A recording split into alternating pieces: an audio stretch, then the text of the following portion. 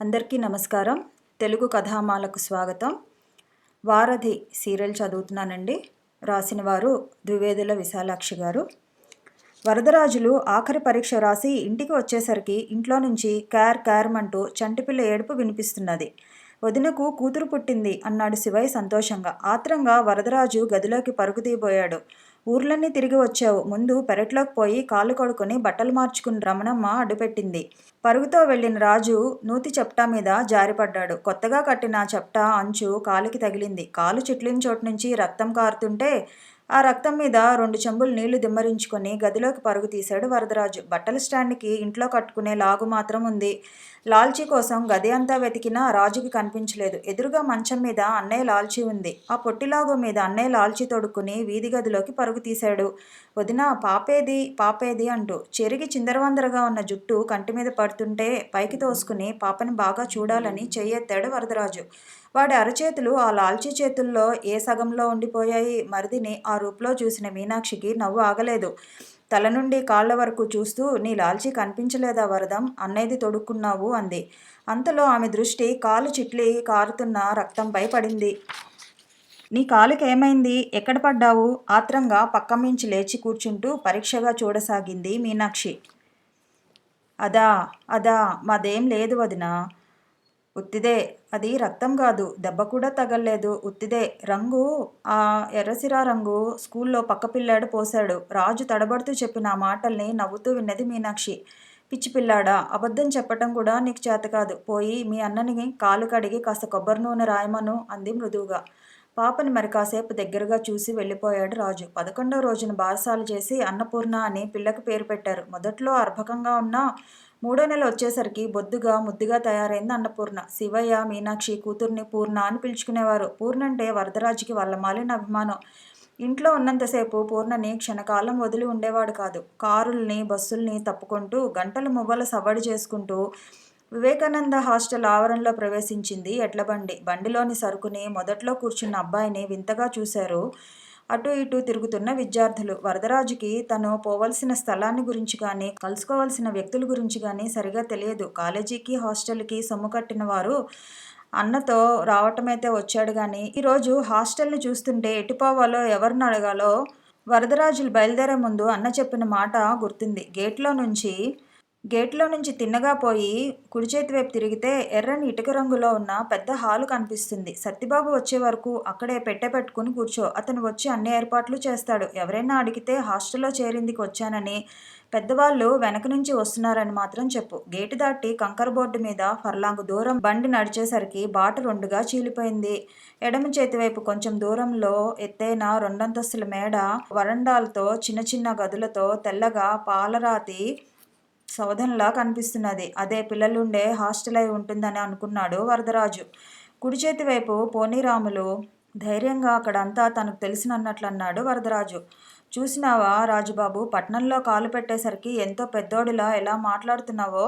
అసలు పట్నం గాలి నీరులోనే ఆ శక్తి ఉంటుందంటాడు మా అయ్య. పల్లె దాటే వరకు కళ్ళు నలుముకుంటూ ఏడుస్తున్న కుర్రాడు ఆ పాటి సర్దుకున్నందుకు రాములు సంతోషించాడు. ఎర్ర ఇటుక రంగు హాలు ముందు బండి ఆగింది. వరదరాజు కిందకి దిగి బెదురుగా అటు ఇటు చూశాడు. రాములు రాజు పెట్టె పక్క చుట్ట కిందకి దింపి మినప సున్నుండల డబ్బా వరదరాజు చేతికి అందించాడు. ఎవరు కావాలి? పక్కగా ఉన్న చౌకీదారు ముందుకు వచ్చి బండివాణ్ణి అడిగాడు. ఈ అబ్బాయి గారు చదువుకోవడానికి వచ్చారు, మాటలకి పెద్దోరు వస్తున్నారు, అంతదాకా ఆ పక్క అరుగు మీద సామాన్లు పెట్టుకుని ఈ బల్ల మీద కూర్చో. వరదరాజు వేషం చూసి వరండా వైపు చూపిస్తూ అధికారయుతంగా అన్నాడు చౌకీదారు. రాములు రాజు సామాన్లు అరుగు మీద పెట్టి, ఇంకా నాను పోతాను రాజుబాబు, మళ్ళా ఊరు పోయేసరికి ఎండెక్కిపోతాది అన్నాడు. 1 నిమిషం ఉండు రాములు అంటూ వరదరాజు లాల్చీ జేబులో నుంచి తాళం చెవి తీసి పెట్టి తెరిచాడు. పైనున్న బట్టల్ని అటు ఇటు తిరగవేసి ఒక చిన్న కాగితం పెన్సిలు అందుకున్నాడు. ఆ కాగితం మీద ఒకే ఒక వాక్యం రాసి రాములు చేతికి అందించాడు. మా అన్నయ్యకి దీనినియ్యి అన్నాడు. రాములు కాగితాన్ని చిన్నగా మడిచి తలపాగాల్లో పెట్టుకుని వెనుదిరుగుతుంటే వరదరాజు రాములు అంటూ పిలిచాడు. ఏటి రాజుబాబు, ఏటి భయం లేదు, సత్తిబాబు వస్తే సిటికలో అన్ని ఏర్పాట్లు అయిపోతాయి అన్నాడు. ఇందా ఇవి తీసుకో. డబ్బాకి కట్టిన గుడ్డ ముడివిప్పి తాళం చెవితో మూత పెళ్లగించి 3 సున్నుండలు తీసి రాముల చేతిలో పెట్టాడు వరదరాజు. మా బాబు సల్లగా చదువుకొని పెద్దోరు కావాలి అంటూ ఉండలు అందుకున్నాడు రాములు.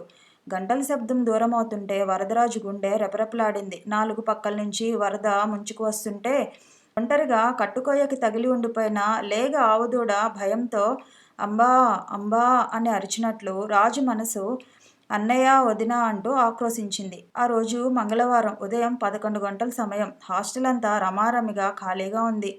సరిగా కాలేజీకి పోని వాళ్ళు, క్లాసులు లేక కొంచెం ఆగి వెళ్ళవచ్చునని ఆలస్యంగా లేచిన వాళ్ళు ఏ కొద్దిమంది విద్యార్థులో అటూ ఇటూ తిరుగుతున్నారు. తోటమాలి చెట్ల కింద రాలిన ఆకులను చీపురుతో కుప్పలుగా పెడుతున్నాడు. ఒక వంక ముడివిడి కింద పడిన ముళ్ళతీగెను ధైర్యంగా దాటి వచ్చిన 1-2 మేకపిల్లలు ముద్దుగా దారి పక్కనున్న గడ్డి తింటున్నాయి.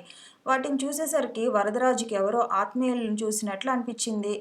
వరండా దిగి 4 అడుగులు ముందుకు వేసి వాటి వంక ఆప్యాయంగా చూశాడు. వరదరాజు రాకతో కాస్త చెదిరిన మేకపిల్లలు అతడు తమని అదిలించకపోవటం చూసి మెల్లిమెల్లిగా పూల మొక్కల వైపు చూపు తిప్పాయి. అవి అతి ఆప్యాయంగా చిగురుటాకుల్ని తింటూ బెదురుగా అటు ఇటు చూస్తూ ఉంటే వరదరాజు వాటి వంక చూస్తూ తన్ను తానే మర్చిపోయాడు. అల్లంత దూరంలో పనిచేస్తున్న తోటమాలి పూల మొక్కల్ని తినేస్తున్న మేకపిల్లలను చూసి వేపమండ పట్టుకొని హేయ్ హేయ్ అంటూ అరుస్తూ వచ్చాడు. మాలివాడి అరుపులతో మేకపిల్లలు హడలిపోయి కంచె మీదుగా గెంతాయి. ఒకదానికి కాలుకి ముడి తీగ తగులుకుంది. బాధగా మే మే అని అరుస్తూ కుంటసాగింది ఆ మేకపిల్ల. వరదరాజు మనసుకి ఎంతో కష్టం అనిపించింది. పాపం బాగా తగిలిందేమో అంతలా అరుస్తున్నది అనుకున్నాడు. ఎవరు నువ్వు పిల్లోడా? మేకలు చిగుళ్ళు కొరికేస్తుంటే వాటిని తోలక మిడిగిడ్లేసుకుని తమాషా చూస్తున్నావా అంటూ గద్దించాడు తోటమాలి. భయంతో వరదరాజు గొంతుగా వణకసాగింది. నేను నేను అంటూ ఏదో చెప్పబోతే మాట పెగల్లేదు.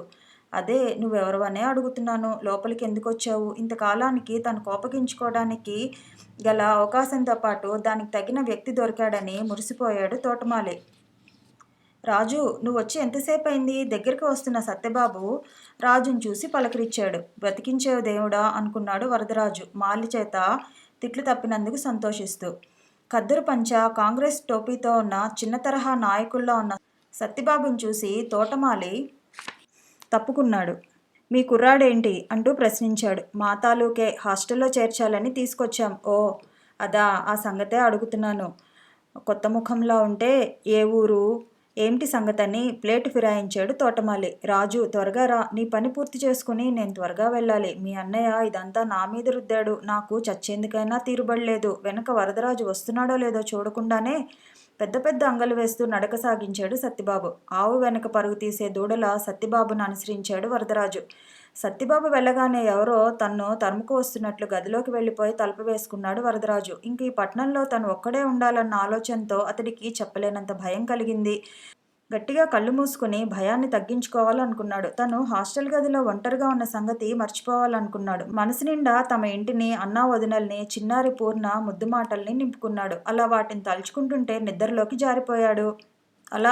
తలుచుకుంటూనే నిద్రలోకి జారిపోయాడు. రాజుకి తిరిగి తెలివి వచ్చేసరికి ఎండ బాగా తగ్గిపోయింది. ఉదయం ప్రయాణానికి ముందు తిన్న అన్నం కడుపులో ఆకలి కెలికింది. సత్యబాబు వెళ్ళిపోయే ముందు వరదరాజుకి అన్నీ చూపించాడు. ఇది నీ గది. ప్రస్తుతం ఈ గదిలో నువ్వు ఒక్కడివే ఉంటావు. ఇంకా మంది పిల్లలు హాస్టల్లో ఉండేందుకు వస్తే ఇంకొకరితో కలిసి ఉండవలసి వస్తుంది. ఆ పక్కనున్నది స్నానాల గది, దాని వెనుకగా పాయిఖానా.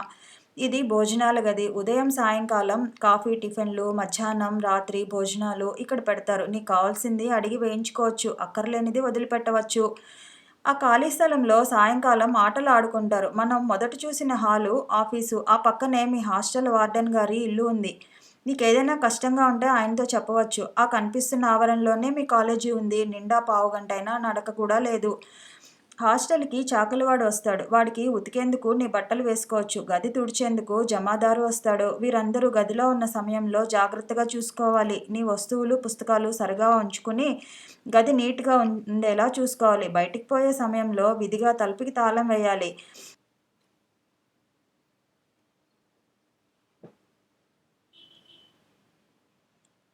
10, 15 రోజుల నాటికి ఇవన్నీ నీకు అలవాటవుతాయి. మొదట్లో ఏమైనా తెలియకపోతే పిల్లల్ని అడిగి తెలుసుకోవచ్చు. దేనికి కంగారు పడకు. ఎవరితోనూ దెబ్బలాట పెట్టుకోకు. చిన్న తరహా లెక్చర్ లాంటిది ఇచ్చి వెళ్ళాడు సత్తిబాబు. అతడు చిన్నతనంలో 1 సంవత్సరం హాస్టల్లో ఉండి చదువు వెలిగిచ్చాడు. ఆ అనుభవం, హాస్టల్ వ్యవహారం అంతా తనకి కొట్టిన పిండి అన్నట్లు మాట్లాడతాడు. అందువల్లనే వరదరాజుని హాస్టల్లో ప్రవేశపెట్టేందుకు సత్తిబాబు సహాయాన్ని అర్థించాడు శివయ్య. చల్లని నీళ్లతో ముఖం కడుక్కొని, పెట్టెలోని వన్నె తీసి, తలదూవుకొని, గదికి తాళం వేసి, భోజనాల గదివైపు నడక సాగించాడు వరదరాజు. ఉదయం ఖాళీగా ఉన్న ఆ పెద్ద గది చిన్న, పెద్ద పిల్లలతో కిటకిటలాడుతున్నది. అక్కడ లేచిన మాటల సందడి ఆవరణ అంచుల వరకు వినిపించేలా ఉంది. కొందరు పాటలు పాడుతున్నారు.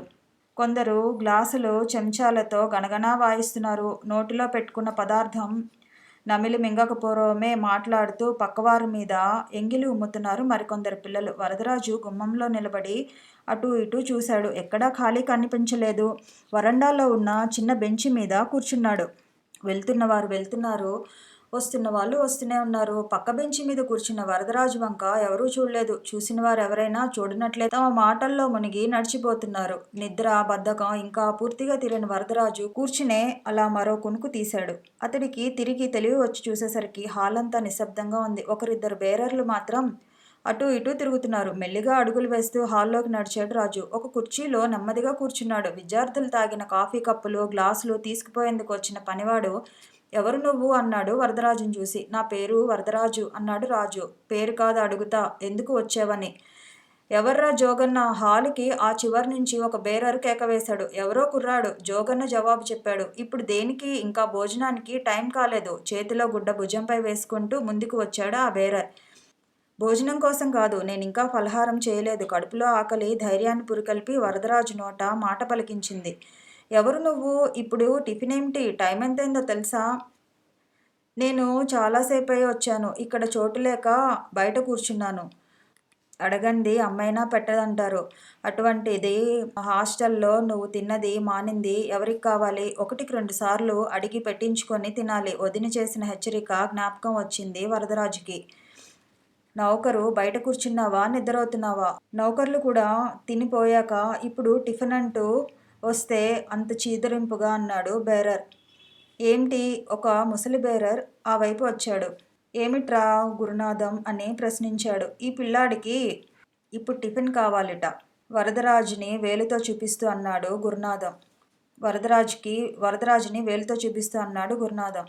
ఆకలికి అతనికి అప్పటికే కళ్ళల్లో నీళ్లు తిరిగాయి. అడగకుండానే అన్నీ అమర్చిపెట్టే వదిన జ్ఞాపకం వచ్చింది. ఇవి కొంచెం రుచి చూడు అనే వదిన వరదరాజుకి అప్పటికే కళ్ళల్లో నీళ్లు తిరిగాయి. అతను అడగకుండానే అన్నీ అమర్చిపెట్టే మరి ఆకలి అని ఇవి కొంచెం తిను, రుచి చూడు అనే వదిన గుర్తుకు వచ్చింది. ఛీ, ఎందుకు వచ్చాను? ఒక్క పూట ఆకలిగా ఉంటే ఏం నష్టం అనుకున్నాడు. ఉండిపోతే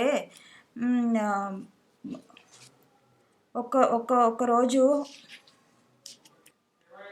ఆ ముసలి బేరరు వరదరాజు పరిస్థితి గ్రహించాడు. అతడు తన సర్వీస్ కాలంలో ఇటువంటి పిల్లల్ని చాలామందిని చూశాడు. ఇటువంటి వారి పట్ల అతనికి జాలి, సానుభూతి కలుగుతుంది. ఎవరు బాబు నువ్వు? కొత్తగా హాస్టల్లో చేరావా? అన్నాడు సానుభూతిగా.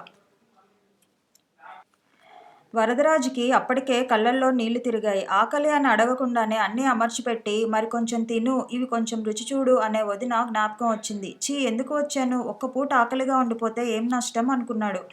ఆ ముసలి బేరరు వరదరాజు పరిస్థితి గ్రహించాడు. అతను తన సర్వీస్ కాలంలో ఇటువంటి పిల్లల్ని చాలామందిని చూశాడు. ఇటువంటి వారి పట్ల అతనికి జాలి, సానుభూతి కలుగుతుంది. ఎవరు బాబు నువ్వు? కొత్తగా హాస్టల్లో చేరావా? అన్నాడు అభిమానంగా. అతడి మాటలతో ఇంతవరకు కళ్ళల్లో వచ్చిన నీళ్లు బొటబొట చెంప మీదుగా కారాయి వరదరాజుకి. తత్తరపాటుతో కన్నీళ్లని లాల్చీ కొనతో తుడుచుకొని మామూలుగా ఉండేందుకు ప్రయత్నించాడు వరదరాజు. బేరర్ అడిగిన ప్రశ్నకి అవునన్నట్లు తల ఊపి 15వ నెంబర్ గది నాది అన్నాడు. చూడు బాబు, కాఫీ టిఫిన్లు 6 గంటల్లోపే పూర్తవుతాయి. ఇప్పుడు రమారమి 7 గంటలు కావస్తున్నది. రేపటి నుండి కాస్త ముందుగా వస్తుండు. ఆ మాట అంటూనే లోపలికి వెళ్ళి కాల్చిన 2 రొట్టె ముక్కల్ని, వెన్న, జాము తెచ్చి రాజు ముందు పెట్టాడు. అతడి వెనుకనే గురునాథం ఒక కప్పుతో కాఫీ తెచ్చాడు. రొట్టె ముక్కలు చప్పగా చల్లారి కొరుకుడు పడకుండా సాగుతున్నాయి. కాఫీ మరీ చేదుగా ఉంది. ఇంతా తీసుకువచ్చి ముందు పెట్టినప్పుడు ఏమీ తినకుండా వదిలిపోతే బాగుండదన్నట్లు ఒక్క ముక్క కొరికి గుక్కడి కాఫీ తాగాడు రాజు. ఇంకొక గంటలో భోజనం కూడా తయారుగా ఉంటుంది. మళ్ళీ వెనకబడకుండా కాసేపు అటూ ఇటూ తిరిగి వచ్చేయ్ అన్నాడు ఆ ముసలి బేరర్. అలాగే అంటూ భోజనాలు గది వదిలి బయటికి వచ్చాడు వరదరాజు. 2-3 రోజులు గడిచిన వరదరాజుకి హాస్టల్ జీవితం అలవాటు పడలేదు. ఈడు జోడు పిల్లలతో స్నేహం కుదరలేదు. ఏ పని చేసినా, ఏ మాట అన్నా అక్కడ చేరిన వారంతా ఒకటే తనని వేళాకోళం పట్టించటం రాజు గమనించాడు. తను కూడా హైస్కూల్లో చదువుకున్నాడు. క్లాసులో చాలా మంది కన్నా తనకు మంచి మార్కులు వచ్చేవి. అక్కడ పిల్లలంతా తనతో స్నేహంగా ఉండేందుకు ప్రయత్నించేవారు. టీచర్లు తనని అభిమానంగా చూసేవారు. ఒక్కరోజైనా స్కూలు మానివేయాలనే బుద్ధి తనకి కలిగిందే కాదు. మరి ఇప్పుడు ఎందుకు ఇలా అయింది? ఇక్కడ పిల్లలంతా తనని ప్రత్యర్థిలా ఎందుకు చూస్తున్నారు? కాలేజీకి పోవాలంటే తన కాళ్ళు ఎందుకు గడగడలాడుతున్నాయి? టీచర్ అడిగిన ప్రశ్నకి జవాబు తెలిసి కూడా తను ఎందుకు చెప్పలేకపోతున్నాడు? అంతు దొరకని భయ సందేహాలతో వేగిపోసాగాడు వరదరాజు. గదిలో ఉన్న బయట ఉన్న అతన్ని విడవకుండా ఊదర పెట్టడం మొదలుపెట్టారు తోటి పిల్లలు. భోజనాల గదిలో నానా రభసా చేసి తిండి సరిగా తినిచ్చేవారు కాదు. ఆ అల్లరి భరించలేక అర్ధాకలితో లేచి వచ్చేశాడు రాజు. ఒక్కొక్కసారి భోజనానికి పోకుండా గదిలో తలుపులు మూసుకుని ఉండిపోయేవాడు. ఆ పిల్లల ఆగడాలు భరించడం కన్నా ఆకలితో ఉండటమే నయమనిపించేది రాజుకి. అందువలన అతనికి శాంతి దక్కితే అదృష్టమే. దానిని నాశనం చేయడానికి ఇంకో రకమైన కార్యక్రమం ఏర్పాటయ్యేది. ఒక చిన్న డబ్బా డొక్కు పట్టుకొని వాయించుకుంటూ 10 మంది పిల్లలు గది ముందు తయారయ్యేవారు. కథ కొనసాగుతుంది. మళ్ళీ కలుద్దాము. వీడియో నచ్చితే లైక్ చేయండి, షేర్ చేయండి, కామెంట్ చేయండి, ఛానల్ని సబ్స్క్రైబ్ చేయండి.